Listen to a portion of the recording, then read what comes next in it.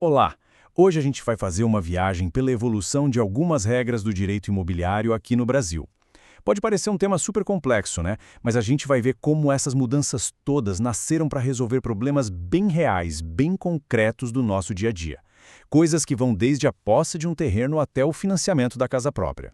O nosso roteiro tem 4 paradas principais. Primeiro, vamos entender como um direito de propriedade que era para sempre deu lugar a um modelo mais moderno, com prazo para acabar. Depois, a gente sobe, literalmente, para entender o direito de laje, uma solução super criativa para as nossas cidades. Em seguida, a gente decifra a lógica por trás das garantias de crédito. E para fechar com chave de ouro, vamos acompanhar a grande batalha entre a hipoteca e a alienação fiduciária. Então, bora começar. Nossa primeira história é sobre como o Brasil decidiu modernizar um conceito de posse de terra que, olha, vinha de séculos atrás. A grande virada mesmo aconteceu com o Código Civil de 2002. Ele chegou e basicamente proibiu a criação de novas enfiteuses. E no lugar, o que ele colocou, o direito de superfície. A diferença fundamental que muda todo o jogo está bem aí. Um era para sempre, o outro já nasce com data para terminar. Tá, mas por que essa mudança tão radical? É que a Enfiteus já vinha carregando umas heranças meio complicadas. Tinha o laudêmio, por exemplo, que era visto como uma taxa super antiga, paga toda vez que o imóvel era vendido. Além disso, o fato de ser perpétua criava uma situação jurídica bem confusa que amarrava os imóveis para sempre a um dono original. O direito de superfície veio para simplificar tudo isso. E aqui está o pulo do gato. A lei nova foi desenhada para ser mais limpa, mais direta. A proibição do laudêmio é o maior exemplo disso. Foi um jeito de limpar o terreno para relações imobiliárias mais transparentes e, claro, mais alinhadas com o mercado de hoje. Agora vamos para a próxima parada e ver como a lei se adaptou à realidade das nossas cidades, que não param de crescer para cima. E a solução que apareceu é um conceito juridicamente fascinante. E esse conceito é o direito de laje. É a ferramenta legal que finalmente reconheceu e deu nome aos bois para uma realidade muito brasileira: as construções independentes, uma em cima da outra. É uma resposta direta à necessidade de moradia em áreas urbanas que são superpovoadas. O processo para criar essa nova propriedade é muito interessante. Primeiro, claro, precisa ter a construção original ali embaixo. Depois, o direito é formalizado no cartório. Mas aqui vem a grande mágica jurídica. A laje ganha uma matrícula só dela no registro de imóveis. É como se ela ganhasse uma certidão de nascimento, tornando-se o imóvel totalmente independente daquele que está embaixo. Agora, o que é bem curioso é ver como a laje é diferente de um apartamento comum. O dono da laje, por exemplo, não tem uma parte do terreno. Também não existem áreas comuns como num prédio tradicional. E o mais interessante de tudo, existe um direito de preferência na venda, coisa que simplesmente não acontece entre vizinhos de apartamento. E é aqui que a história fica ainda mais particular. Essa regra de ter que oferecer primeiro aos vizinhos não vem da lei dos condomínios de apartamentos, não. Ela foi emprestada do condomínio civil, que é a lei que rege a copropriedade de um bem.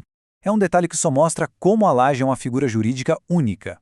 Certo. Agora a gente sai um pouco da estrutura física dos imóveis e entra no motor financeiro que move tudo isso, o crédito. Vamos entender os pilares que permitem que uma casa, um apartamento sejam usados como uma garantia tão poderosa para um empréstimo. A lógica básica é que todo o nosso patrimônio responde pelas nossas dívidas. Mas no mundo real, isso cria um problema para quem empresta dinheiro. E se a pessoa tiver mais dívidas do que bens? É exatamente para resolver essa incerteza que nasceram as garantias reais. O primeiro superpoder de uma garantia real é a preferência. É, literalmente, o direito de furar a fila. Se o imóvel for vendido para pagar dívidas, o credor que tem essa garantia recebe o dinheiro primeiro, na frente de todo mundo. O segundo superpoder é a sequela.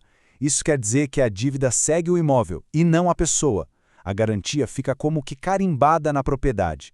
Então, mesmo que o devedor venda a casa, o credor ainda pode ir atrás daquele bem, agora nas mãos de um novo dono, para receber o que é devido. Então, o ponto central é este: preferência e sequela. Juntas, elas formam a armadura que protege o crédito. Sem esses dois poderes, usar um imóvel como garantia para um financiamento de longo prazo seria arriscado demais.